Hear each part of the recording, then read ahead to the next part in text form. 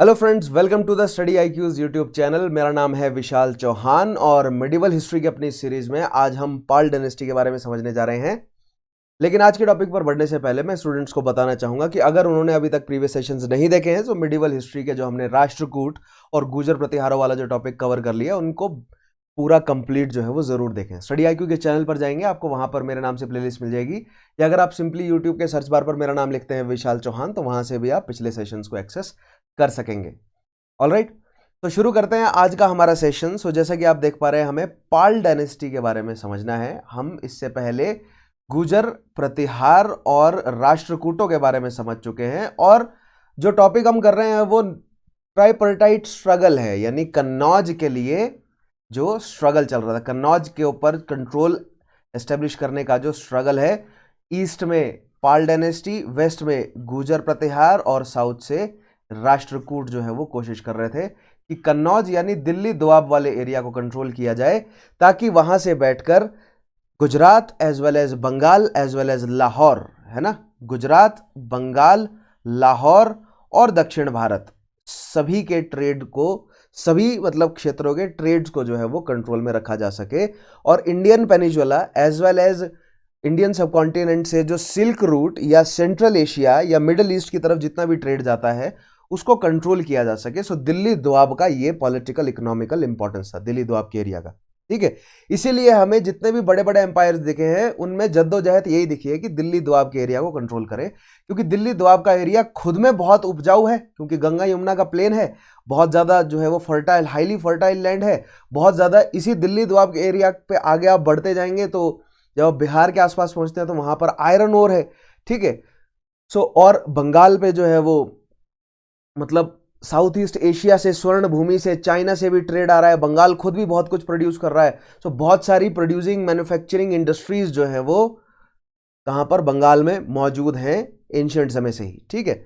सो दिल्ली दोआब को जो कंट्रोल करता है वो Gujarat as well as Bengal को कंट्रोल कर सकता है, और अगर कोई दक्षिण भारत की शक्ति दिल्ली दोआब को कंट्रोल करती है तो दक्षिण भारत भी उनके पास एज बोनस होगा ही, ठीक है।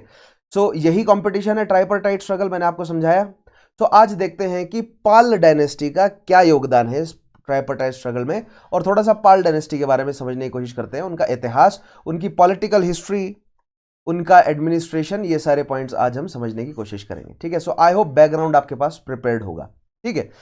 तो देखते हैं, the Pal dynasty was founded by Gopala, ठीक है। अब देखिए, जो लेटर पार्ट है इंडिया के, इंडियन सबकॉन्टिनेंट की क्लासिकल हिस्ट्री का, यानी कि एंशियंट पीरियड का जो अंतिम समय है, यानी कि 3rd सेंचुरी एडी से लेकर 6th सेंचुरी एडी का जो टाइम है, इसमें गुप्त एम्पायर धीरे धीरे श्रिंक हो रहा था और गुप्त एम्पायर की जगह मगध में किसने ली, पुष्यभूति शुंग ने जो है वो मगध तक, यानी कि शशांक को हराकर मगध तक जो है वो पूरा कंट्रोल किसका आया, वर्धनों का आया, पुष्यभूतियों का आया, ठीक है। और वर्धन यानी कि हर्षवर्धन के जाने के बाद जो है वो उसके जितने भी फ्यूडल लॉर्ड्स हैं उन्होंने अपने आप को आजाद घोषित कर दिया, और Bengal was no exception. Bengal में जो फ्यूडल लॉर्ड्स थे गॉड, ठीक है, जिनको वर्धनों ने कंट्रोल किया हुआ था, उन्होंने अपने आप को जो है वो इंडिपेंडेंट घोषित किया और उन्होंने इलेक्ट किया गोपाल को अपना रूलर, और वहां से जो है वो पाल डायनेस्टी शुरू हो गई, ठीक है।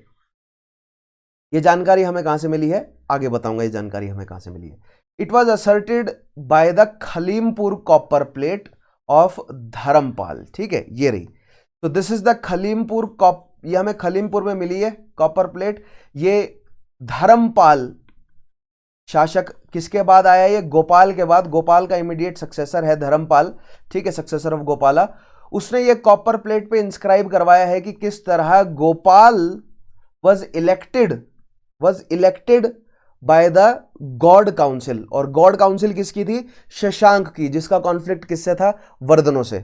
अगर आपने हर्षवर्धन को पढ़ा है तो आप शशांक और वर्धन का कॉन्फ्लिक्ट जो है वो समझते होंगे, और मैंने शायद कहीं एक टॉपिक जो है वो पहले करवाया भी है जहां पर मैंने वर्धन वर्सेस शशांक का कॉन्फ्लिक्ट समझाया था, और अगर मैंने नहीं उस डिटेल में कराया है तो अलग से जब मैं वर्धनों पर टॉपिक लूंगा तो मैं वहां पर आपको डिटेल से समझाऊंगा। लेकिन अगर आपने एंशिएंट हिस्ट्री पढ़ी है भारत की तो आप जानते होंगे कि पुष्यभूति जिनका सेंटर थानेश्वर था, धीरे धीरे उन्होंने कन्नौज कैप्चर किया, और कन्नौज को ही कैप्चर जो है वो बंगाल से आने वाला शशांक यानी गॉड बंगाली शशांक जो है वो भी कन्नौज को कैप्चर करना चाहता था और उनके बीच में कॉन्फ्लिक्ट था, जिसमें अंत में शशांक की जो है वो हार हुई और कन्नौज एज वेल एज पूरा बंगाल वाला एरिया जो है वो किसके कंट्रोल में आया, वर्धनों के कंट्रोल, हर्षवर्धन के कंट्रोल में आया। ठीक है, तो ये इवेंट्स जो हैं वो मैंने आपको एक टॉपिक में पढ़ा दिए हैं। अगर ज़्यादा डिटेल में नहीं पढ़े आपने तो आगे टॉपिक आएगा वर्धनों पर, उसमें मैं आपको बिल्कुल डिटेल में पढ़ाऊंगा। लेकिन गोपाल के बारे में जानकारी हमें कहां मिलती है, खलीमपुर कॉपर स्लेट में। ठीक है, यहां पर देखिए 33 पॉइंट्स हैं, इसमें लिखा हुआ मिलता है कि किस तरह श्री गोपाला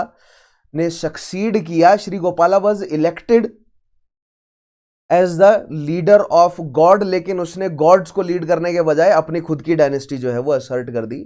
ठीक है, ऐसा जो है वो हमें खलीमपुर कॉपर प्लेट में देखने को मिलता है। तो ये आपका डायरेक्ट सवाल बनता है, फैक्चुअल क्वेश्चन है ना। नेक्स्ट देखिएगा, the Pal empire was an imperial power during the late classical period in the Indian subcontinent, which originated in the region of Bengal, modern day Bangladesh and West Bengal. So present day का Bangladesh, west Bengal, Assam के कुछ area, Bihar और फिर उसके नीचे जो है वो झारखंड, उड़ीसा, ये जो रीजन है ना, ये प्रीडोमिनेंटली पहले किसके कंट्रोल में थे, ये बंगाल की स्ट्रॉन्ग होल्ड हैं। ठीक है, यहाँ पर जो है वो बांग्ला और बांग्ला से रिलेटेड भाषाएं जो हैं वो बोली जाती हैं। और फिर आप अब अगर आप धीरे धीरे ईस्ट वेस्ट की तरफ, ईस्ट से वेस्ट की तरफ मूव करते जाएंगे तो भाषाएं जो हैं वो चेंज होती जाएंगी, है ना। मगधी के बाद जो है वो फिर आपकी भोजपुरी के बाद मतलब धीरे धीरे बीच में मैथिली, वैशाली, ये सब भाषाएं भी आएंगी, छोटे छोटे डायलेक्ट्स। लेकिन ये जो एरिया है Bengal, present day Bihar, Jharkhand, west Bengal, Bangladesh, Assam के कुछ एरिया और उड़ीसा, ये आप मान सकते हैं कि पाल पहले गॉड्स की भी, गॉड बंगालियों की भी स्ट्रांग होल्ड थी और फिर पालों की भी स्ट्रांग होल्ड रही, फिर सेनों की भी स्ट्रांग होल्ड। सेनों के हाथ से उड़ीसा वाला रीजन निकल गया, कलिंग वाला रीजन निकल गया, बंगाल वाला रीजन ही रह गया, लेकिन इवेंचुअली पालों को सक्सीड सेन शासकों ने किया है। ठीक है, खैर उन तक हम पहुंचेंगे। तो लेट क्लासिकल पीरियड आप समझ गए, जो लेट एंशिएंट पीरियड है, यानी 3rd सेंचुरी एडी से 6th सेंचुरी एडी का पीरियड है ना। It is named after its ruling dynasty whose rulers bore names ending with suffix of pala. पाला का मतलब होता है प्रोटेक्टर, यानी जो पाल रहा हो, है ना, जो पाल रहा है वो पाला जो है वो प्रोटेक्टर लगाता है, जो सब सफिक्स लगाता है। ठीक है, तो सभी देवपाल, धर्मपाल, गौपाल, ये सारे हमें पाल सफिक्स से मिलते हैं, इसीलिए इनको पाला डायनेस्टी भी कहा गया। They were followers of Mahayan and the Tantric school of Buddhism. अब आपके लिए सवाल है, ये तांत्रिक स्कूल ऑफ बुद्धिज्म की कौन सी शाखा है, कमेंट में बताएंगे आप। ठीक है, सो हीनयान वर्सेस महायान मैंने आपको पहले बुद्धिज्म जैनिज्म वाले टॉपिक में बहुत डिटेल में समझाया है।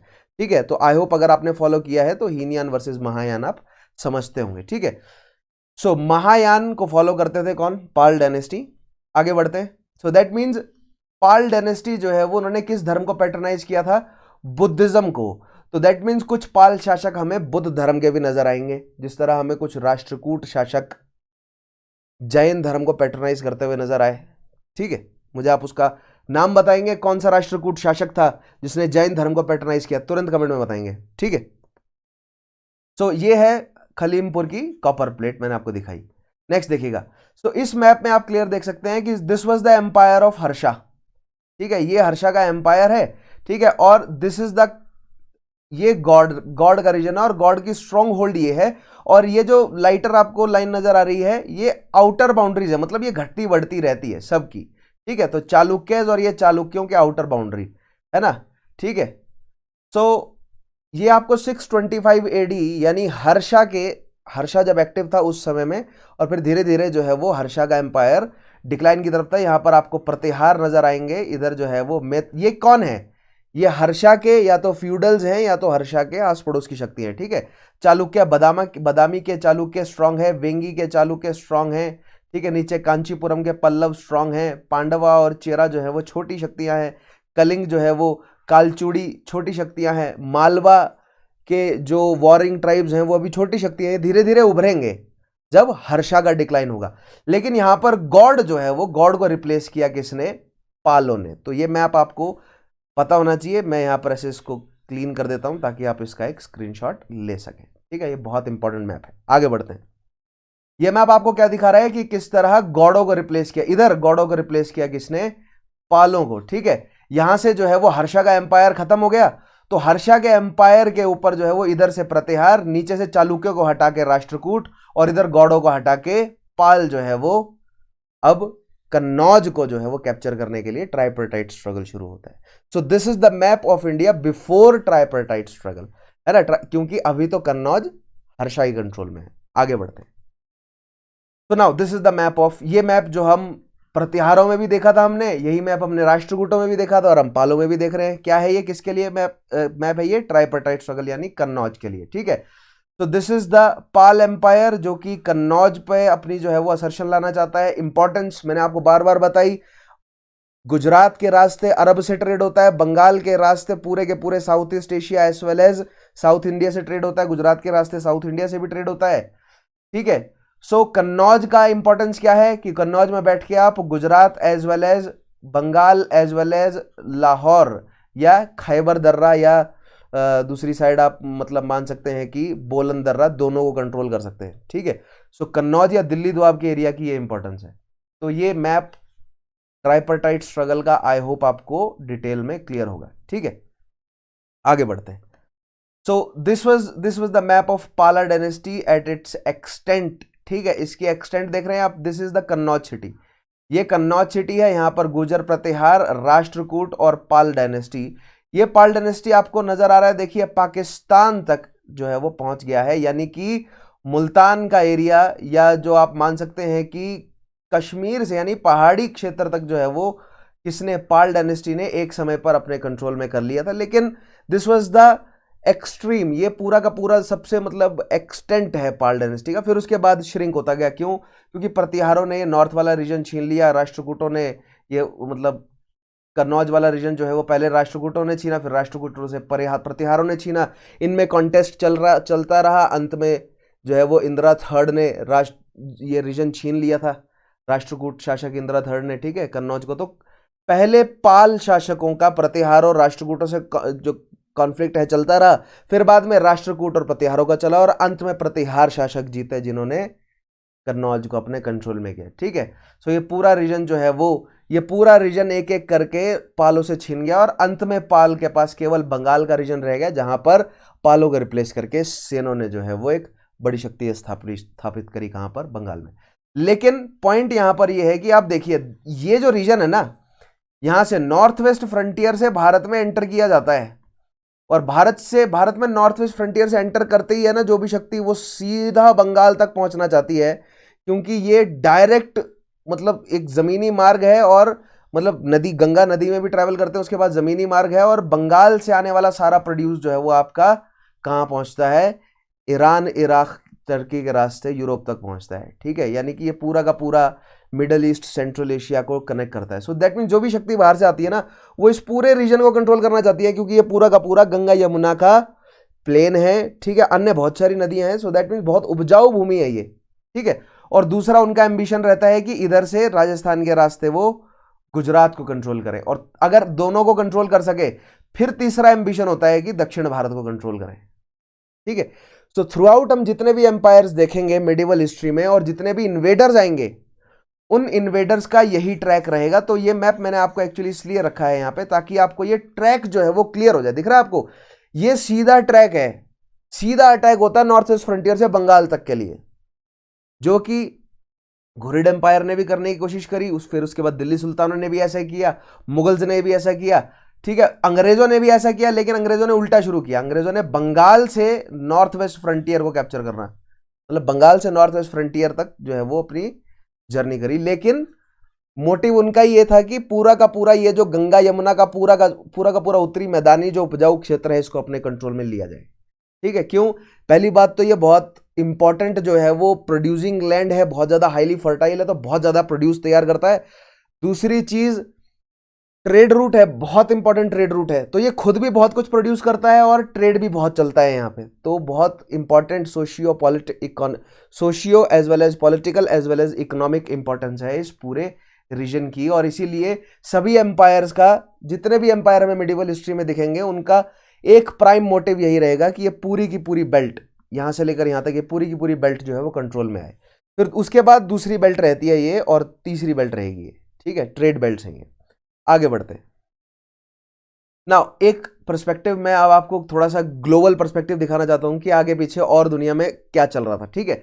तो देखिए, चाइना में उसी समय टैंग डायनेस्टी चल रही है, जिस समय पाल एम्पायर जो है वो भारत में मजबूत है। प्रतिहार और नीचे राष्ट्रकूट नजर आ रहे हैं आपको। सो भारत में जब प्रतिहार, राष्ट्रकूट और पाल एम्पायर मौजूद हैं, तो तिब्बत एम्पायर फैला हुआ है, ठीक है, उगिर खानेट जो है वो फैली हुई है। उसके अलावा चाइना में टैंग डायनेस्टी फैली हुई है।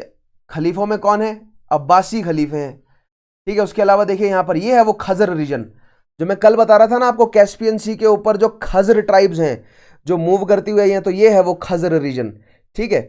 फिर यहाँ पर वोल्गा बल्गर्स जो हैं वो बुल्गार हैं। तो ये, और ये छोटे छोटे क्या है, ये ट्राइब्स है, ट्राइब्स के नाम है ये, ठीक है। सो बड़े एम्पायर है जैसे अब्बासिद खिलाफत है। उसके अलावा भारत में देखिए हिंदू शाही के हिंदू शासक, मुल्तान में हिंदू शासक, और सिंध में तो अरबियों का कंट्रोल आ ही गया था, ठीक है। तो उससे पहले हिंदू शासक थे, मुल्तान में भी, सिंध में भी, और हिंदू शाही, ये पहाड़ी राजा थे। यहाँ पर पाल एम्पायर, प्रतिहार, राष्ट्रकूट और अन्य छोटे एम्पायर, ठीक है। ईस्ट चोला, चालुक्य ऑफ वेंगी, पल्लव, चोला, चेरा, पांड्या, ये सारे दक्षिण भारत के एम्पायर, ठीक। तो ये मैप आपके लिए बहुत इंपॉर्टेंट है समझना। आई होप आपको क्लियर हो रहा होगा मैप ये, ठीक है। आगे बढ़ते हैं। The empire was founded with the election of Gopala as the emperor of Gauda. So after the fall of Harsha, Gauda got independent, ठीक है। गौड़ा का जो शासक था वो शशांक, वो तो ही वॉज लॉन्ग गॉन, ठीक है। उसके बाद उसके सक्सेसर थे, वो वीक थे, तो उन्हीं के काउंसिल में से गोपाला को जो है वो इलेक्ट कर दिया उन्होंने अपना लीडर। और गोपाला ने कहा कि गौड़ा का नाम मैं क्यों चलाऊं, अपना एम्पायर चलाते हैं। तो गोपाला ने जो है वो अपनी खुद की डायनेस्टी शुरू कर दी। द पाला strong hold was located in Bengal and Bihar, which included the major cities of Vikrampur, Patliputra, Gauda, Mongir, Sompur, Ramavati, Tamirlipta and Jagadala. Some of these cities are in Bihar, like Vikrampur, Patliputra, Mongir. Some of these cities are present day West Bengal and Bangladesh, ठीक है। सो prominent जो मतलब यानी कि base, शक्ति का base कहां से है, मैंने आपको दिखाया ना, देखिए इस मैप पे देखिए, शक्ति का बेस कहां से है, गौड़ों का ये रीजन है ना, present day Bangladesh, west Bengal और बिहार, यहां से जो है वो इनकी शक्ति बढ़नी शुरू हुई। फिर उसके बाद इन्होंने दक्षिण में कलिंग और मतलब ये रीजन क्या बोल सकते हैं, यहाँ पर उत्कलों को हराया, कलिंगों को हराया, उसके बाद विंध्याओं को हराया, यहाँ पर गंगा है बीच में, उनको हराया। फिर धीरे धीरे उन्होंने कन्नौज को कैप्चर किया, फिर धीरे धीरे जो है वो ऊपर पहाड़ी शासकों तक उन्होंने हराया, और ये पूरा रीजन जो है वो पालों ने एक समय पर अपने कंट्रोल में किया, ठीक है। आगे देखिए। So the Palas were astute diplomats and military conquerors. So यहां पर आपको देखना बहुत जरूरी है कि पालाज वर सोफिस्टिकेटेड, क्योंकि मलेच्छ ट्राइब्स जो हैं वो बहुत एक्टिव थी। और अगर आप राज्यों के एग्जामिनेशन दे रहे हैं ना, अगर आप मान लीजिए आप राजस्थान का पीसीएस दे रहे हैं, ठीक है, राजस्थान एडमिनिस्ट्रेटिव सर्विसेज दे रहे हैं, तो मलेच्छ शब्द से आपका सामना जो है वो हो जाएगा। अगर आप मध्य प्रदेश का एडमिनिस्ट्रेटिव सर्विसेज दे रहे हैं, है ना, मध्य प्रदेश पीसीएस को दे रहे हैं, तो मलेच्छ शब्द आपको सुनने में आ जाएगा। या आप अगर मान लीजिए हिमाचल एडमिन सर्विसेज दे रहे हैं, तो मलेच्छ बेसिकली कौन है, मलेच्छ वो ट्राइबल कम्युनिटीज हैं जो जंगलों में रहती थी, और जो अभी भी बहुत पुराने तरीकों से जानवरों की छाल पहनना या नंगे रहना, यानी कि बहुत ज्यादा जो है वो प्रिमिटिव गंदे तरीके से रहते हैं, उनको अभी भी, आज भी हमारे यहाँ हिमाचल में स्लैंग है, मलेच्छ शब्द कहा जाता है किसी ऐसे व्यक्ति को जो साफ सुथरा ना रहता हो, उसको मलेच्छ कहते हैं हम भी, ठीक है। तो मलेच्छों का संहार करना जो है वो, जो क्षत्रिय हैं वो अपना सम्मान समझते थे, और मलेच्छों का संहार करना ये एक्चुअली वैदिक पीरियड से ही चल रहा है। उन्होंने दस्यु कहा और मलेच्छ भी कहा था, उन्हें वहीं से निकला है, वैदिक टर्म ही है, ठीक है। तो एस्टूट डिप्लोमेट्स के साथ मैं क्यों मलेच्छों को जोड़ रहा हूं, क्योंकि पाल जो हैं वो बहुत सोफिस्टिकेटेड थे, क्योंकि बंगाल में रहते हैं, समझ रहे हैं, चाइना से ट्रेड है, तो बहुत बेहतरीन सिल्क का कपड़ा, ठीक है, बहुत बेहतरीन सिल्क उन्होंने पहनना, और मतलब उनका जो दरबार होता था बहुत रॉयल, और उनकी जो पूरी कॉरेस्पॉन्डेंस होती थी वो बहुत स्ट्रिक्ट और बहुत एक्स्ट्रा वेगांजा से भरी हुई होती थी। और उनका जो कामकाज होता था वो बहुत ज़्यादा डिप्लोमेटिक होता था, यानी बहुत ज़्यादा ब्यूरोक्रेसी और डिप्लोमेटिक से जो है वो भरे हुए थे। वो बहुत डिसिप्लिन्ड थे, बहुत कह सकते हैं सिविलाइज थे, अनसिविलाइज तरीके से, अनकोडिफाइड तरीके से वो काम नहीं करते थे, जैसे कि बहुत सारी उस समय वारिंग ट्राइब्स भारत में कर रही थी, ठीक है। और मिलिट्री कॉन्करर्स थे, क्योंकि मैंने आपको बताया कि एक एक करके उत्कलों को हराया, विंध्यों को हराया, ठीक है, कलिंग को हराया, उसके बाद फिर धीरे धीरे कन्नौज तक और हिंदू शाही तक जो है उन्होंने प्रेशर बनाया अपना, है ना। Their army was noted for its vast war elephant corps. So देखिए, बंगाल का रीजन, बांग्लादेश का रीजन, म्यांमार से लगता हुआ रीजन, तो ये इस रीजन में बहुत ज़्यादा हाथी नेचुरली पाए जाते हैं। तो इन्होंने अपनी सेना में हाथी, गैंडे वगैरह जो हैं वो सेना में, गैंडों को कंट्रोल करना थोड़ा मुश्किल होता है, लेकिन अगर जिसने कर लिया तो गैंडे जो है वो बहुत कामयाब जो है वो वॉर, मतलब आप समझ सकते हैं वॉर टैंक की तरह काम करते हैं। तो हाथी क्योंकि रिलेटिवली बहुत आसानी से जो है वो डोमेस्टिकेट हो जाता है, तो हाथी का इस्तेमाल सेना में, अगर 8वीं 9वीं 10वीं शताब्दी कि भारतीय सेनाओं की अगर बात चले तो हाथी सबसे ज्यादा किसके पास थे, तो पाल डायनेस्टी के पास। ठीक है, आगे बढ़ते हैं। उसके अलावा देखिए, बे ऑफ बंगाल से ट्रेड हो रहा है, मैंने बोला ना साउथ ईस्ट एशिया में ट्रेड चल रहा है उनका दबा के, तो that means they had navy, और वो जो नेवी थी उनकी mercantile as well as defensive role अदा करती थी बे ऑफ बंगाल में। लेकिन ऑब्वियसली उनकी नेवी जो है वो बड़े सेल वाली, यानी कि हिंद महासागर में खुले तौर पर चलने वाली नेवी नहीं थी, वो कोस्ट टू कोस्ट ट्रेवल करते थे और पतवार के साथ, समझ रहे हैं, जो चप्पू होते हैं उसके साथ चलाने वाली नेवी थी, मतलब शिप्स थी, कोई बड़ी शिप्स उनके पास नहीं थी। ठीक है, दे बिल्ट ग्रैंड टेम्पल्स। किससे रिलेशन में बोल रहा हूं मैं, यूरोपियन शिप्स के रिलेशन में बोल रहा हूं, उनसे रिलेट करते हुए बोल रहा हूं, उनसे कंपेयर करते हुए बोल रहा हूं कि उनकी शिप्स, पालों की शिप्स, इनफैक्ट चोलों की शिप भी उनसे कमजोर थी, क्योंकि चाइनीज शिप्स, या अगर आप इसी सेम समय की चाइनीज शिप्स को देखेंगे तो वो काफी स्ट्रांग है रिलेटिवली। ठीक है, लेकिन लेटर मिडिवल पीरियड, अगर आप मतलब अंग्रेजों के लिए तो मॉडर्न पीरियड उनका शुरू हो गया था, मिडिवल खत्म हो गया था, लेकिन भारत में मिडिवल ही चल रहा था जब पुर्तगाली भारत आए, उनकी शिप्स रिलेटिवली भारतीय शिप्स से बहुत मजबूत थी। ठीक है, they built grand temples and monasteries including Sompura Mahavihara and patronize the great universities of Nalanda and Vikramshila. देखिए, मैंने आपको बताया था एक दिन पहले भी कि जब इंसान अपना सर्वाइवल वाला पार्ट पूरा कर लेता है ना, यानी कि जब उसके सर पर छत आ जाती है, आग लगाना सीख जाता है, शुरुआती इंसानों की बात कर रहा हूं मैं, खाना उसको जंगल से शिकार करना आ गया, अबंडेंस में उसको घास अवेलेबल है जिसमें बीज लगे हुए हैं, यानी अनाज है उसके पास, उसके बाद इंसान ने चित्रकला जो है वो करनी शुरू करी। ठीक है, same goes for Bengal. Bengal में बिजनेस जो है वो बूम करता था। ठीक है, सो दैट मीन्स बंगाल के जितने भी शासक रहे हैं उन्होंने कला को बहुत हद तक पैटर्नाइज किया, इसलिए आज भी हमें हस्तकला का सेंटर जो है वो बंगाल का रीजन नजर आता है।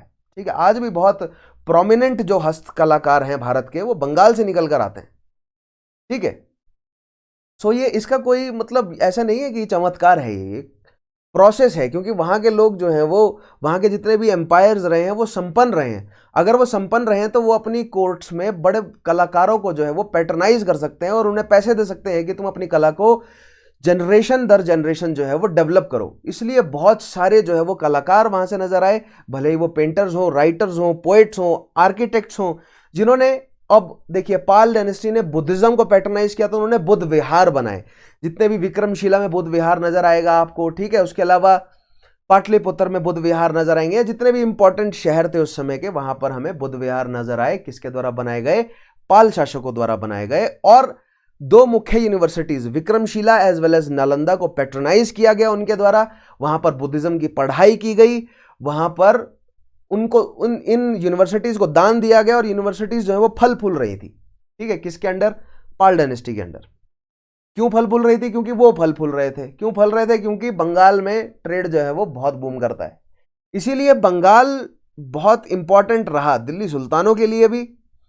दिल्ली सुल्तानों के लिए समस्या इसलिए बढ़ गई कि अफगानी जाकर वहां बस गए। ठीक है, अफगानियों ने जाकर कंट्रोल कर लिया वो, और दिल्ली सुल्तान थे तुर्की।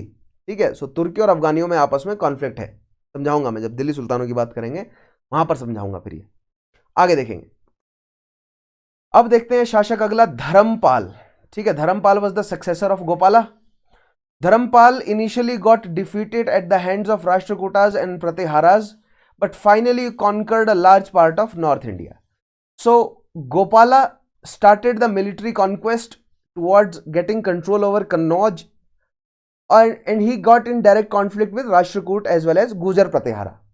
उसने कुछ रीजन जो है वो जीत भी लिया होगा, क्योंकि एलिमेंट ऑफ सरप्राइज नई पॉलिसीज लेकर आया होगा, हाथी वाती लेकर आया होगा, तो गुजर प्रतिहार थोड़े से डर कर पीछे हो गए होंगे। लेकिन इवेंचुअली जब उन्होंने कोड कर लिया, क्रैक कर ली स्ट्रेटेजीज गोपाला की, तो धर्मपाल जो है वो गुजर प्रतिहारों के हाथों हार गया शुरू में। कौन सा रीजन, नॉर्थ इंडिया का। लेकिन फिर धर्मपाल ने धीरे धीरे जो है वो रीजन वापस एक्वायर किया। Bengal and Bihar were the centres of power during his reign which were under his direct rule. The Tibetan tradition believes that the Dharmapala was a patron of Buddhism. अब यहां पर मैं एक और पॉइंट बहुत इंपॉर्टेंट लाना चाहता हूं, क्योंकि कई जगहों पर आपको डायरेक्ट लिखा हुआ मिल जाएगा कि धर्मपाल पैट्रनाइज्ड बुद्धिज्म, लेकिन मैंने आपको कहा है कि क्वेश्चन एवरीथिंग, किसने कहा, हमें कहां से पता है कि धर्मपाल ने पैट्रनाइज किया बुद्धिज्म को? तो हमें पता है टिबेटियन ट्रेडिशन से। क्योंकि देखिए यहां पर एक मैप मैंने आपको दिखाया था, इसमें देखिए जब पाल एम्पायर यहां पर स्ट्रांग है तो पाल एम्पायर का इमीडिएट पड़ोसी है टिबेटियन एम्पायर, और टिबेटियन एम्पायर जो है वो क्या है, ये सब बुद्ध लोग हैं, ठीक है। सो यहां के जितने भी, so that means Pala empire को अगर ट्रेड करना है तो अपने इमीडिएट पड़ोसी तिब्बत से ट्रेड करेगा वो, ठीक है। और अगर पाल एम्पायर बंगाल से शुरू हो रहा है और उनके सब्जेक्ट्स जो हैं वो काफी बड़ी संख्या में बुद्ध हैं, तो ऑब्वियसली उन्हें अपनी जनता को खुश रखने के लिए बुद्ध धर्म के साथ जो है वो अच्छे रिलेशन बनाने पड़ेंगे। इनफैक्ट हो सकता है कि कुछ शासकों ने एक्टिवली बुद्धिज्म को अडॉप्ट भी किया हो। तो जो समझ रहे हैं आप, रिलीजन को पॉलिटिकली इस्तेमाल किया जाता है। तो अगर किसी पाल शासक ने बुद्धिज्म को एक्टिवली जो है वो या तो अडॉप्ट किया है या तो कोई सेरेमनी ऐसी करी है जिससे वो बुद्धिज्म के अंडर में आता है, तो टिबेटियन रूलर्स और टिबेटियन स्कॉलर्स ने उसको बढ़ चढ़कर छापा होगा कि देखिए एक शासक जो है ये भी तिब्बती आ गया। सो सभी धर्म यही कर रहे थे ना उस समय। बुद्धिज्म चाहता था कि ज्यादा से ज्यादा लोग हमारे कंट्रोल में आ जाएं, समझ रहे। इधर देखिए, इधर इस्लाम भी यही कर रहा है, इस्लाम भी तो यही करना चाह रहा है ना। इस्लाम कह रहा है कि ज्यादा से ज्यादा लोग हमारे कंट्रोल में आए। इस्लाम एबेसिड जो है ऊपर देखिए, यहाँ पर सेंट्रल एशियाटिक जितनी भी ट्राइब्स हैं सबको इस्लाम में कन्वर्ट कर दिया जाएगा, फिर भारत में एंटर करेंगे ये। सिमिलरली बुद्धिस्ट लोग चाहते हैं कि हमारे लोग हों ज़्यादा से ज़्यादा, तो टैंग डायनेस्टी बुद्धिज्म और साउथ ईस्ट एशिया के सभी लोग जो हैं वो बुद्धिज्म में कन्वर्ट होंगे। तो बुद्धिज्म ने ये काम तलवार की नोक पर नहीं किया, एडमिनिस्ट्रेशन के प्रेशर से तो हुआ, लेकिन तलवार की नोक पर नहीं किया, क्योंकि इनकी बातें बहुत पॉजिटिव थी, लोग ऑटोमेटिकली बुद्धिज्म की तरफ जुड़ गए। वेराइज इस्लाम ने यह काम तलवार की नोक पर करवाया।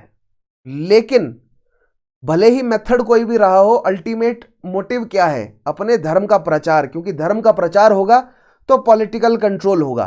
समझ रहे हैं, देख रहे हैं आप, हिंदू धर्म उस बहुत कम रीजन में फैला हुआ था। देखिए अगर आप पर्सपेक्टिव वाइज देखिए तो हिंदू धर्म केवल इस रीजन में है, ठीक है, इस रीजन में।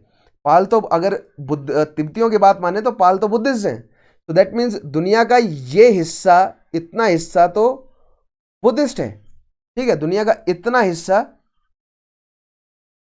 इस्लामिक है, तो बहुत छोटा हिस्सा हिंदुइज्म के अंदर आया ना।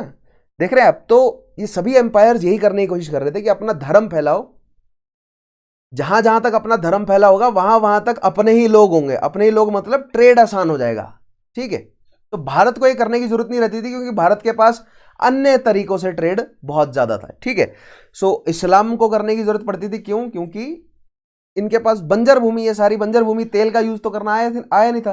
तेल था यहाँ पर, थोड़ा बहुत यूज कर लेते थे, लेकिन रिफाइंड नहीं कर पा रहे थे ना, मशीन्स नहीं थी अभी तक, तो उस तेल की इतनी एप्लीकेशन नहीं थी। मशीन्स की वजह से उस पेट्रोलियम की इतनी एप्लीकेशन बढ़ी है ना, ठीक है।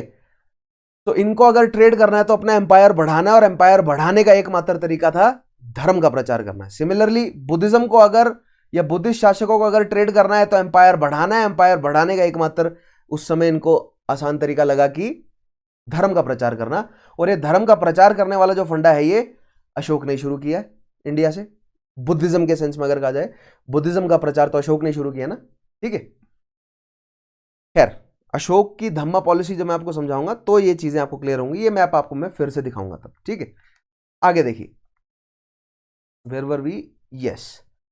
सो जो टिबेटियन ट्रेडिशन है वो ये कहता है कि धर्मपाल बुद्धिस्ट था, ठीक है। जो पाल डायनेस्टी के जो हिंदू उस समय के ब्राह्मण होंगे वो ये कह रहे होंगे कि नहीं, धर्मपाल ब्राह्मण था। क्यों? क्योंकि ब्राह्मणों को खुश करने के लिए भी पाल शासकों ने ब्राह्मण रीति रिवाज के तहत जो है वो कुछ रिचुअल्स भी कराए होंगे, और बुद्धिस्ट लोगों को खुश करने के लिए, क्योंकि आप देख ही रहे हैं क्योंकि कितना बड़ा बुद्धिस्ट एम्पायर जो है वो पड़ोस में है, और ये सारे रीजन अगर बुद्धिस्ट इन्फ्लुएंस में है तो देख रहे हैं कितने आस पड़ोस सब बुद्धिस्ट हैं, तो कितने लोगों से ट्रेड करना है पालों को, तो उनको भी तो खुश रखना पड़ेगा ना। तो रिचुअल्स हो सकते हैं, बुद्धिस्ट रिचुअल भी किए हो, कई मोनेस्ट्रीज को बनवाया भी होगा पाल शासकों ने, इनफैक्ट बनाया है, ठीक है। तो इनके इमीडिएट पड़ोसी देखिए सभी बुद्धिस्ट हैं, तो कोई बड़ी बात नहीं है कि अगर पाल शासकों ने बुद्धिज्म को अपनाया हो। लेकिन अपने ब्राह्मण लोगों को भी खुश करना होगा तो उन्होंने ब्राह्मणिक रिचुअल्स भी करे होंगे। तो कई अगर आपको टेक्स्ट नजर आते हैं कि पाल शासक ब्राह्मण मतलब ब्राह्मणिज्म को उन्होंने पैटर्नाइज किया था, पाल शासकों ने बुद्धिज्म को पैटर्नाइज किया था, दोनों आप पॉइंट्स को खारिज नहीं कर सकते, क्योंकि अगर आप एक शासक हैं, आप एक एडमिनिस्ट्रेटर हैं, तो अपने सब्जेक्ट्स को, अपनी इकोनॉमी को चलाए रखने के लिए, अपने सब्जेक्ट्स को कंट्रोल में रखने के लिए आपको ये सब जो है वो फैसले लेने पड़ते हैं, ये सब मतलब सेरेमनीज करनी पड़ती हैं, समझ रहे हैं? सब डिप्लोमेटिक मतलब सब, मैंने बोला ना कि पाल जो है वो डिप्लोमेटिक थे बहुत ज्यादा, तो ये डिप्लोमेटिक स्टेप्स लेने पड़ते हैं। आई होप आपको कॉन्सेप्ट समझ आ रहा होगा, ठीक है। Now he is accredited to the establishment of Buddhist monastery of Vikramshila. देखिए, विक्रमशिला मॉनेस्ट्री बनाई और विक्रमशिला मॉनेस्ट्री में कई बड़े बड़े जो हैं वो बुद्धिस्ट टीचर्स ने आकर वहां पर पढ़ाया, जिसका एक एग्जांपल है अतीशा, ठीक है। आगे मैं आपको दिखाऊंगा अतीशा कौन है। नेक्स्ट देखिएगा, Devapala and other rulers. He was successor of Dharmapala, he was also a patron of Buddhism. तो कहां से पता चलता है? बुद्धिस्ट या टिबेटियन ट्रेडिशन से, है ना। He made military campaigns to Kamboj. अब देखिए, कंबोज रीजन मैंने आपको पहले भी दिखाया, कंबोज रीजन बोलते हैं इस, ये जो रीजन है हिंदू शाही वाला, यानी कि नॉर्थ वेस्ट फ्रंटियर। सो कंबोज रीजन तक, यानी कि यहां ये रहेगा कंबोज वाला रीजन, इस रीजन तक कौन ले गया पाल डायनेस्टी को? तो आपका आंसर आता है धर्मपाल, ठीक है, नॉट धर्मपाल बट देवपाल। उसके अलावा विंध्याज इन साउथ, विंध्याज वाला रीजन कौन सा होगा? देखिए, ये वाला रीजन जो है, यहां विंध्या रेंज है ना, तो ये विंध्याज इन साउथ, इस वाले रीजन पर पाल्स ने जो है वो, इस मैप में नहीं दिखाया लेकिन यहां पर राष्ट्रकूटों ने इनसे छीन लिया रीजन।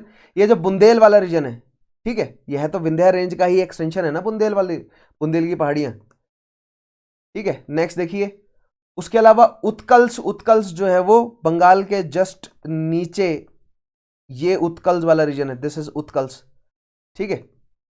और उसके अलावा प्रयाग ज्योतिष यानी असम, यानी कामरूप वाला जो रीजन है, ठीक है, ये जो है यहां पर कई बार कामरूप लिखा हुआ नजर आ जाता है आपको, ये वाला दिस, ये जो रीजन है कामरूप वाला, इसको जो है वो कंट्रोल किया किसने? पालों ने, ठीक है। पालों में भी किसने? देवपाल ने। तो ये इंपॉर्टेंट है, देवपाल ने जो है वो ज्योग्राफिकल एक्सटेंशन बढ़ाए किसके? पाल डायनेस्टी के। In the late 9th century power of Palas decline, फिर उसके बाद पाल की शक्ति जो है वो गिरनी शुरू हुई, क्योंकि इतना बड़ा एम्पायर है, आप जो है वो बंगाल बिहार से बैठकर नॉर्थ ईस्ट को कंट्रोल में नहीं रखे, नॉर्थ वेस्ट को आप कंट्रोल में नहीं कर सकेंगे, ठीक है। The Palas during this time suffer defeat at the hands of Rashtrakutas and Pratihara, और एक एक करके, जैसे मैंने आपको दिखाया था ना इस मैप में कि राष्ट्रकूट और प्रतिहार, ये नॉर्थ वाला रीजन जो है वो प्रतिहार और हिंदू शाही और अन्य शासकों ने एक एक करके छीन लिया, ठीक है। ये वाला रीजन जो है वो पहले राष्ट्रकूटों ने छीना, फिर प्रतिहारों ने राष्ट्रकूटों से छीन लिया, ठीक है। सो पाल डायनेस्टी श्रिंक होती गई और फाइनली जो है वो बंगाल बिहार वाले रीजन पे आके कंसंट्रेट हो गई, वहां से फिर पाल्स को सक्सीड किया सेन शासकों ने, है ना। The subordinate rulers of Assam and Orissa, Orissa में कौन? कलिंग और उत्कल्स अज्यूम्ड इंडिपेंडेंस, और असम में कौन? Kamarupa. The revival of Pala power happened during the age of Mahipala one, शक्ति पालों की गिरी, नॉर्थ वेस्ट फ्रंटियर चला गया, असम चला गया, उड़ीसा चला गया, बंगाल बिहार रह गया, फिर आया महिपाल प्रथम, फिर महिपाल प्रथम ने वापस जो है वो इन सारे रीजन्स को जीतना शुरू किया।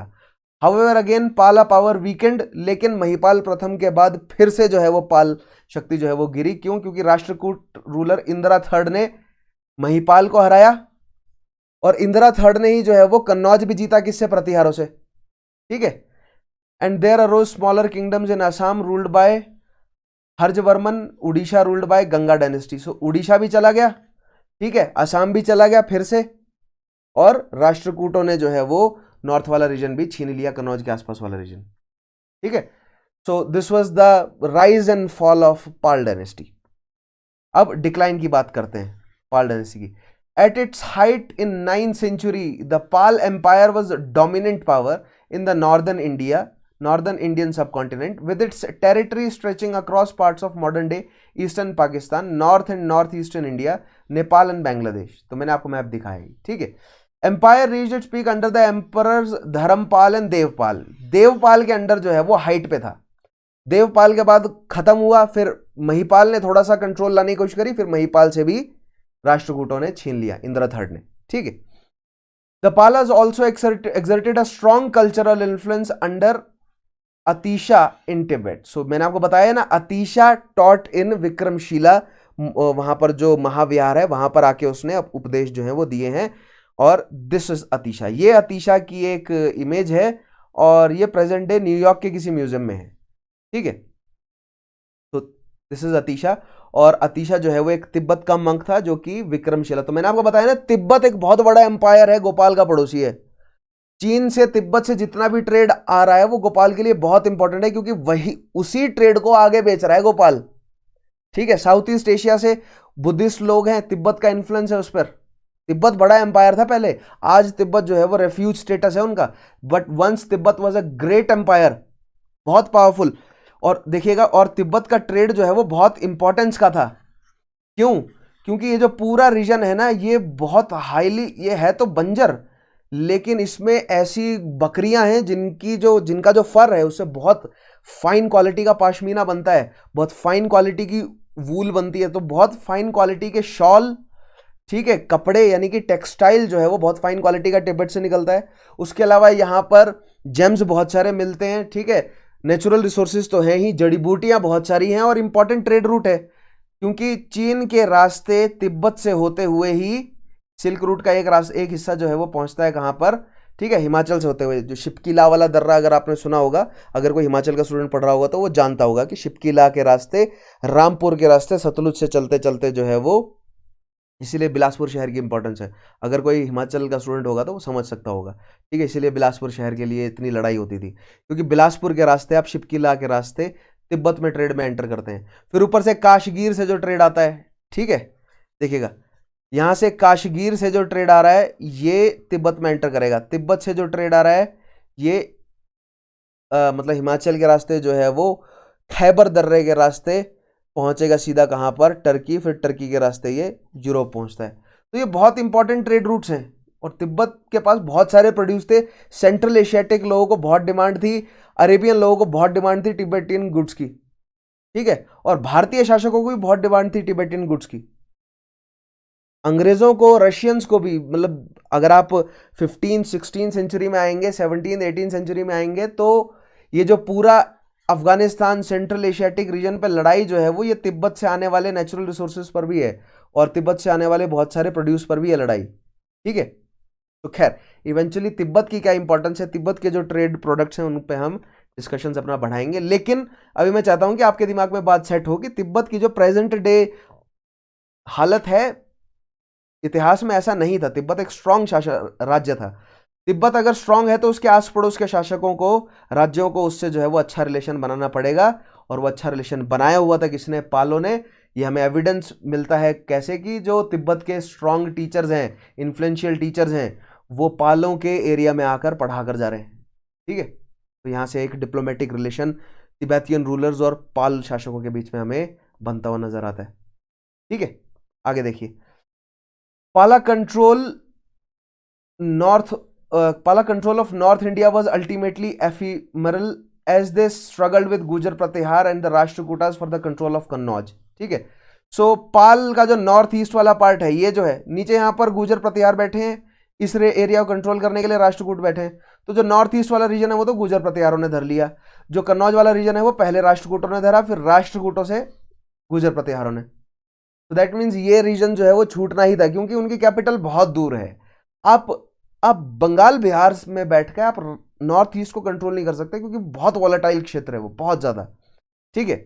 बहुत सारी वॉरिंग ट्राइब्स है और उनकी लॉयल्टीज बदलती रहती हैं, क्योंकि उनका पेशा है लड़ना। जो ज्यादा पैसे देगा, जहां पर उनको ज्यादा फायदा नजर आएगा, वो उस साइड मुड़ जाएंगी, ठीक है।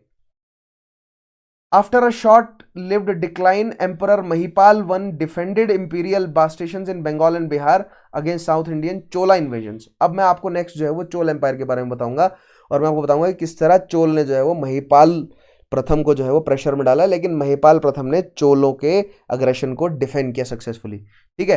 कहीं बंगाल और बिहार भी ना निकल जाए, अगर बंगाल और बिहार भी निकल गया तो पूरा एम्पायर खत्म हो गया। तो अंत में बंगाल और बिहार बचा था, जिसको प्रोटेक्ट करने में कामयाब रहा कौन? महिपाल प्रथम। Emperor Rampal was the last strong ruler who gained control of Kamarup and Kalinga. So Rampal ने असम यानी कामरूप और कलिंग यानी उत्कलों वाला रीजन, गंगा वाला रीजन, ये सारा रीजन जो है वो कंट्रोल कर लिया। नीचे दक्षिण में कौन है? कलिंग से नीचे वेंगी के चालुक्य हैं, ठीक है। वेंगी के चालुक्यों को राष्ट्रकूटों ने पहले कंट्रोल किया, राष्ट्रकूटों का हटा अगर चौल आए तो चोलों ने वेंगी के चालुक्यों को कंट्रोल कर लिया होगा। तो वेंगी के जो चालुक्य हैं यानी कि जो सरकार वाला रीजन है, ठीक है, यानी कि प्रेजेंट डे जो उड़ीसा की जो बेल्ट है या जो आंध्र प्रदेश के जो कोस्टल रीजन है, यहां से मूव करते हुए धीरे धीरे बंगाल को कंट्रोल करने की कोशिश करी चोलों ने। चोल जब मैं आपको कराऊंगा तो वहां पर समझाऊंगा डिटेल में, ठीक है।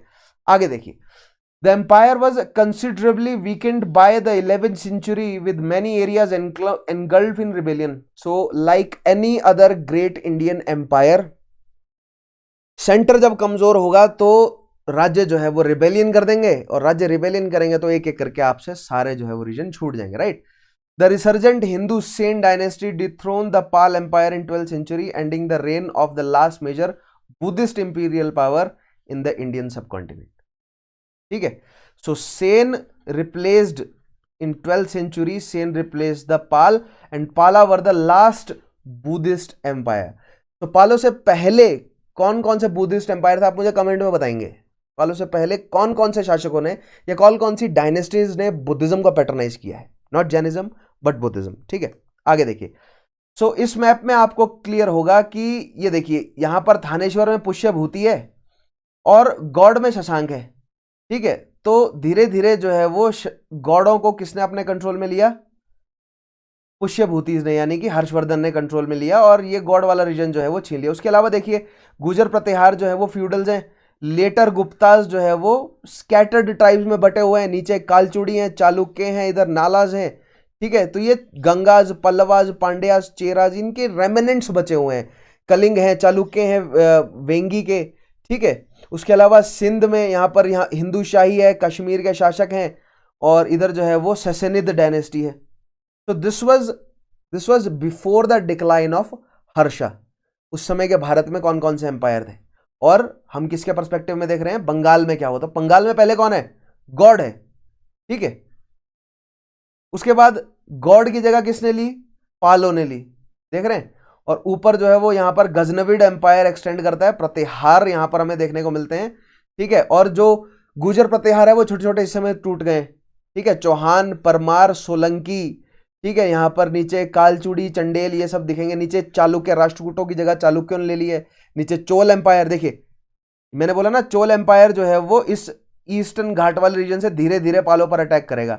यहां से चोल एम्पायर ग्रो कर रहा है सरकार वाले रीजन से, ठीक है। तो मैं जब आपको चोल्स के बारे में पढ़ाऊंगा तो वहां पर इनका जिक्र आएगा। देखिए राष्ट्रकूटों को रिप्लेस कर दिया चालुक्यों ने, गुजर प्रतिहार टूट गए, राजपूत राज्यों में बट गए, और पाल एम्पायर जो है वो डिसइंटीग्रेट हो रहा है, ठीक है।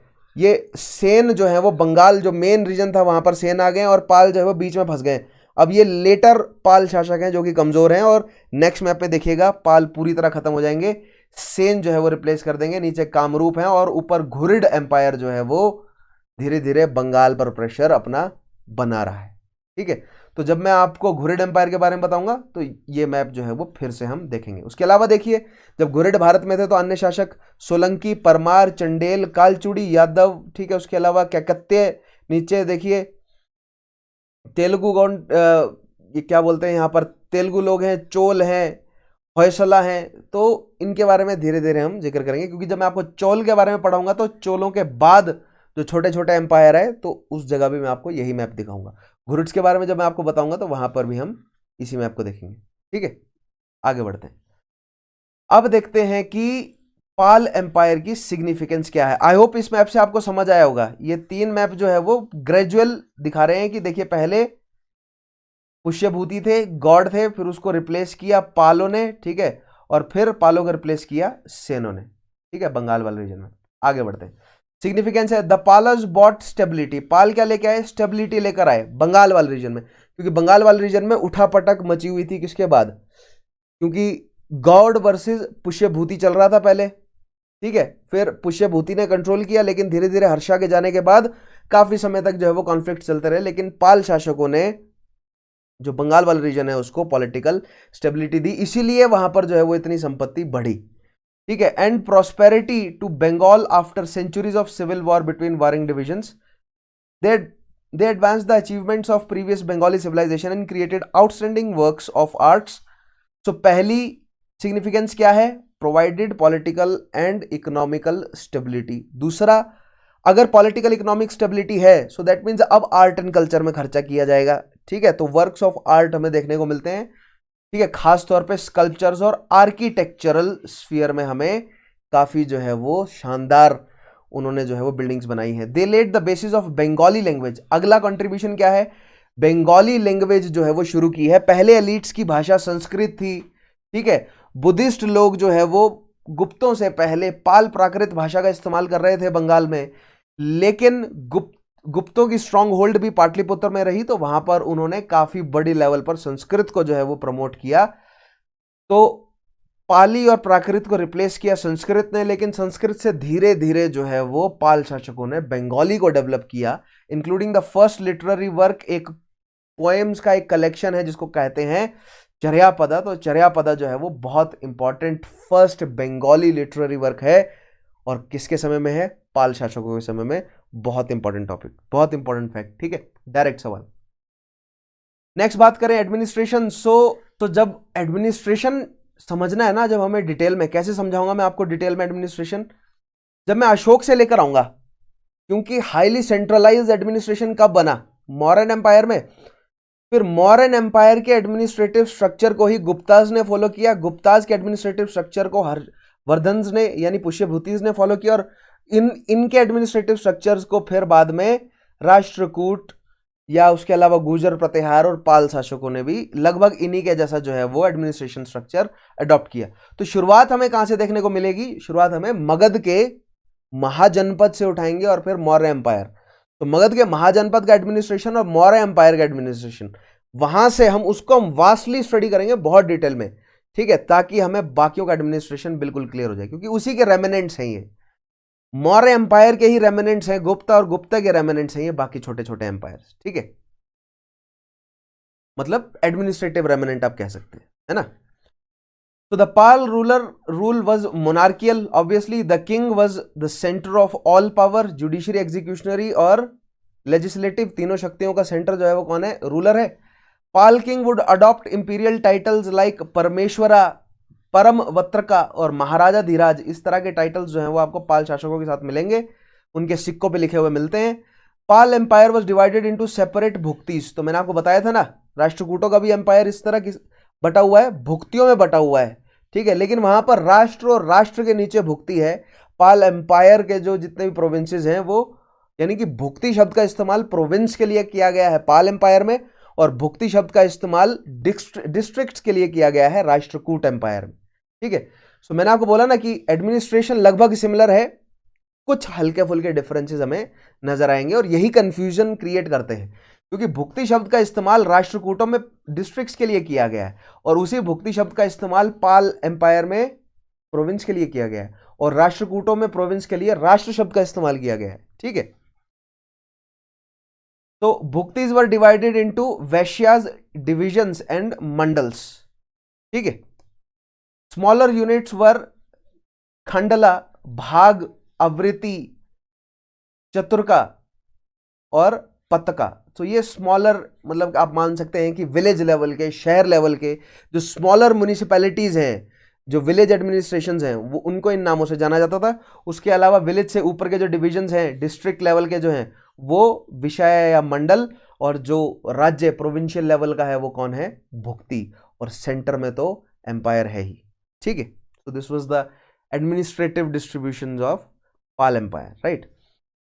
आर्किटेक्चर की बात करें, influenced by Gupta art, the Pala school of sculpture art is recognised as a distinct phase of Indian art as it noted for a artistic genius of Bengal sculpture, ठीक है? सो देखिए, गुप्ता आर्ट स्टाइल से ही निकल कर आएगा, क्योंकि गुप्ता की स्ट्रॉन्ग होल्ड भी पाटलिपुत्र थी, और बंगाल वाले रीजन से ही, बंगाल बिहार वाले रीजन से ही उभर कर आया है पाल एम्पायर, ठीक है? सो हमें गुप्ता आर्किटेक्चर का साफ साफ असर जो है वो पाल आर्किटेक्चर में नजर आता है, लेकिन धीरे धीरे उसको एक अलग जो है वो स्वरूप प्रोवाइड किया.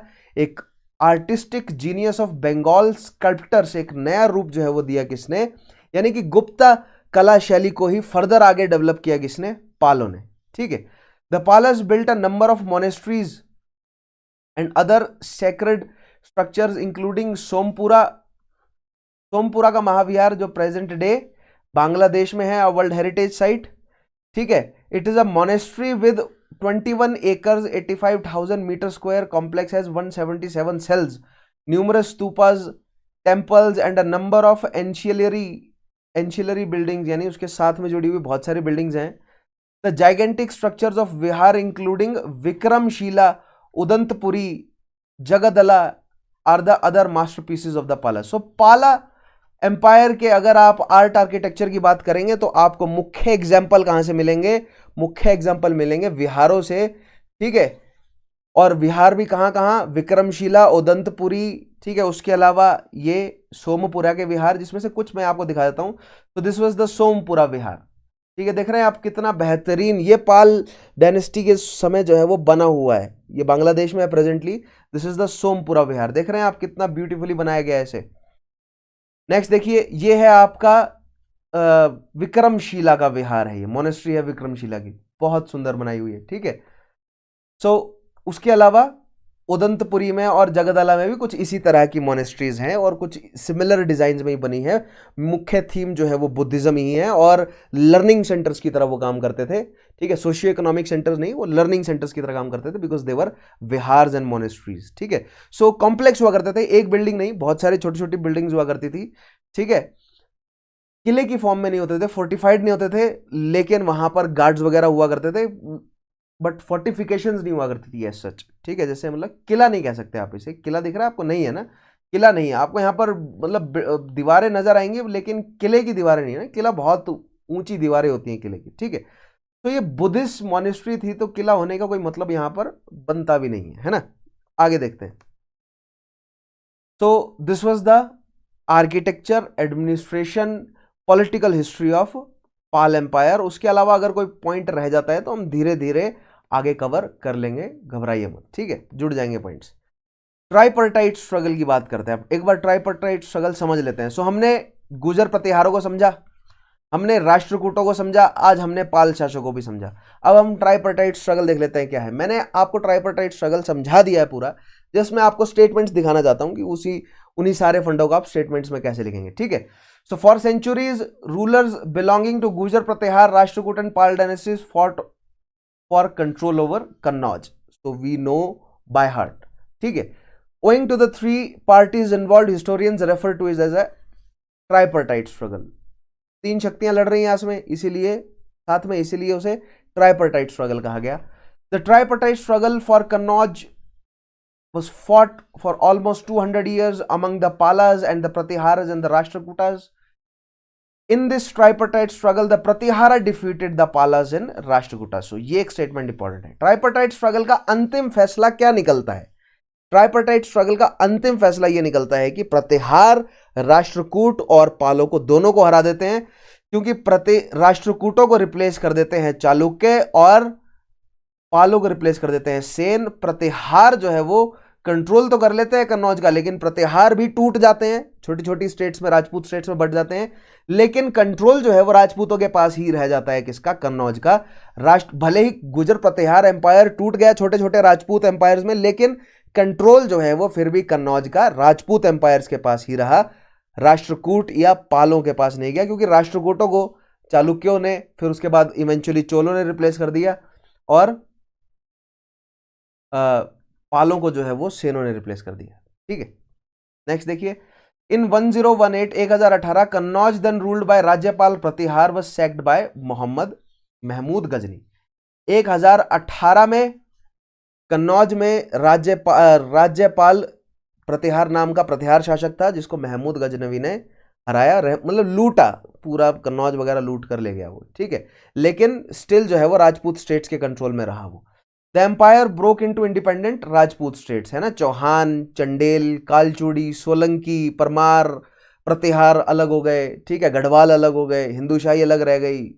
तो ये सब जो राजपूत हैं, इन्होंने आपस में, इनमें फिर लड़ाई होती रही। कन्नौज को, दिल्ली को कौन कंट्रोल करेगा, फिर दिलपुर, फिर कन्नौज की जगह जो है वो तोमर शासकों ने दिल्ली को इंपॉर्टेंस दी और फिर दिल्ली जो है वो वही काम करने लगी जो कन्नौज कर रहा था। ठीक है। फिर आगरा धीरे धीरे जो है वो डेवलप होने लगा, फिर आगरा भी वही काम करने लगा जो दिल्ली और कन्नौज कर रहा है, ठीक है। Finally through out medieval period हमें जितने भी मतलब दिल्ली सल्तनत रही, आगरा की प्रोमिनेंस दिखी, ठीक है। फिर धीरे धीरे मुगलों के सामने जो है वो जो प्रोमिनेंस है वो दिल्ली शिफ्ट हो गई, ठीक है। काम है ये सारा रीजन दिल्ली द्वाब में ही, ठीक है, और इंपॉर्टेंस वही है इसकी। वहां दिल्ली द्वाब से बैठकर आपको Bengal as well as Gujarat as well as north west frontier तीनों को कंट्रोल करके रखना है, ठीक है। Now, according to contemporary accounts, the Rashtrakutas had best infantry, Gujar Pratihar had finest cavalry, Palas had the largest elephant force. So, ये जो ट्राइपर्टाइट struggle है, इनमें अगर इनकी स्ट्रेंथ गिनी जाए तो गुजर प्रतिहार कहां पर है? गुजर प्रतिहार गुजरात में, तो अरब से, अरेबियन सी से इनका ट्रेड हो रहा है। सो दैट मीन्स घोड़े, बेहतरीन नस्ल के घोड़े कहां मिलते हैं? देखिए मैप में दिखाता हूं मैं आपको। दुनिया के सबसे बेहतरीन नस्ल के घोड़े स्टेप्पे के मैदानों में मिल रहे हैं, ठीक है। इधर से ये जो रीजन है ना, यहां पर सबसे बेहतरीन नस्ल के घोड़े हैं, ठीक है। ये और अरब के घोड़े इधर के भी, यही घोड़े जो है वो मतलब मूव करते हुए इनको अरब वाले रीजन में आए और अरब वाले रीजन से ये गुजर प्रतिहारों के पास आते थे। तो घोड़े यानी कि कैवलरी होती है जो घुड़सवार, जो मतलब या सवार जो योद्धा होता है या जो घुड़सवार योद्धा होता है उसको कैवलरी कहा जाता है, ठीक है। सो कैवलरी ऑब्वियसली किसकी मजबूत थी? गुजर प्रतिहारों की, ठीक है। दूसरी साइड हाथी इस रीजन में बहुत ज्यादा होते हैं, तो हाथी सबसे ज्यादा किसकी सेना में थे? पाल शासक हो गए, ठीक है। और अगर राष्ट्रकूटों को कुछ देना है तो बची खुची जो पैदल सेना है ना, वो सबसे मजबूत किसकी थी? राष्ट्रकूटों की। और जब स्ट्रगल हुआ तो फाइनली कौन जीता? घोड़े। क्यों? क्योंकि अगर आमने सामने की पिच बैटल्स होती है ना, तो उसमें लाइट कैवलरी, ठीक है, वो जल्दी से जल्दी जो घोड़े इधर उधर मूव करके मतलब तीर मार देते हैं, क्योंकि घोड़ों के दम पर ही मंगोल्स जीतते आए, घोड़ों के दम पर ही मुगल्स भी जीते, ठीक है, क्योंकि मंगोल से ही मुगल्स ने सीखा हुआ है, राइट। और घोड़ों के दम पे ही मतलब तुर्कियों ने जो है वो अपना डोमिनेंस एस्टेब्लिश भी किया, उनकी जो घोड़ों को यूज करके जो स्ट्रेटेजीज थी। क्योंकि ये जो पूरा का पूरा central Asian region, middle east वाला रीजन, ये सब अपनी सेनाओं को मतलब इन सब की सेनाओं में जो है वो बहुत इंपॉर्टेंस घोड़ों की रहती थी। और जो पूरी युद्ध नीतियां हैं, जो रणनीतियां हैं, वो घोड़ों के इस्तेमाल से बनती थी। और भारत में हाथियों के इस्तेमाल से जो है वो डोमिनेंस आ जाता था। खासतौर पे जब तक मगध के एम्पायर स्ट्रांग रहे ना, उन्होंने अपनी डोमिनेंस हाथियों के जोर पर बनाई, लेकिन धीरे धीरे फिर घोड़ों का बोलबाला हो गया, ठीक है। खैर, सो आज हम यहां पर अपना सेशन खत्म करते हैं पाल शासक। कल मैं आपको चोल शासन के बारे में बताऊंगा, फिर उसके बाद हम इन्वेजन शुरू करेंगे किसका? इस्लाम का, भारत में, ठीक है। फिर एक एक करके जो है वो हम धीरे धीरे मेडिवल हिस्ट्री को डेवलप करते हुए चलेंगे। आई होप आपको आज का सेशन समझ आया हो। अगर आपने अंत तक देखा है तो शेयर जरूर कर दीजिएगा, ठीक है। कमेंट जरूर कीजिएगा सेशन अच्छा लगा, बुरा लगा, या जैसा भी फील करते हैं। प्रीवियस सेशन जरूर देखिएगा। स्टडी IQ के चैनल पर जाइए, मेरी प्लेलिस्ट वहां पर अवेलेबल है। अगर आप सिंपली यूट्यूब के सर्च बार पर मेरा नाम लिखते हैं तो वहां से पिछले सेशंस आप एक्सेस कर सकेंगे। तो make sure you watch each and every session, right. आज मैं सेशन को खत्म करता हूं, मिलता हूं आपसे अगले सेशन में। तब तक के लिए अपना ध्यान रखिएगा। Take care.